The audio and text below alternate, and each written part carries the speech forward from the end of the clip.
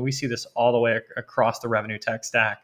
How often companies are bringing in developers and they're saying, hey, let's build our own proprietary CRM. Let's build our own marketing tool. Let's build this, that, and the other. And it's like, there are companies that have literally invested billions of dollars trying to perfect this product to solve the problem that you have.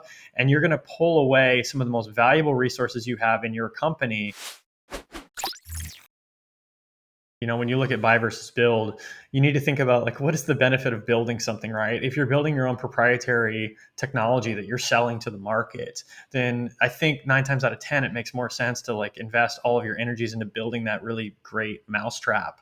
But when you're just trying to build a tool to solve a problem internally, so oftentimes, and when we see this all the way across the revenue tech stack, how often companies are bringing in developers and they're saying, hey, let's build our own proprietary CRM. Let's build our own marketing tool. Let's build our own BI tools. Let's build this, that, and the other. And it's like, there are companies that have literally invested billions of dollars trying to perfect this product to solve the problem that you have.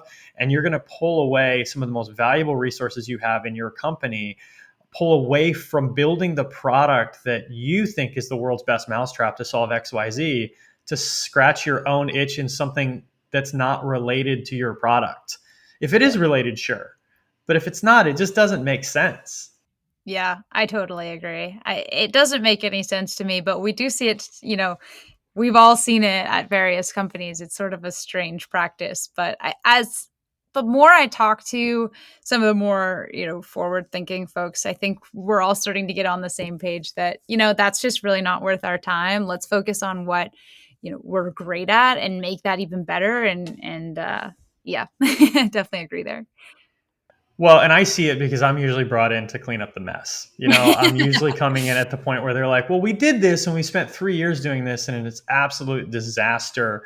And now we need to move to Salesforce or Outreach or whatever tool that they're trying to use because we tried to reverse engineer this and it's awful. And we really need to get our developers working on our product. And I'm like, yeah, you should have done that 3 years ago. Yeah. But sure, let's go clean this mess up now.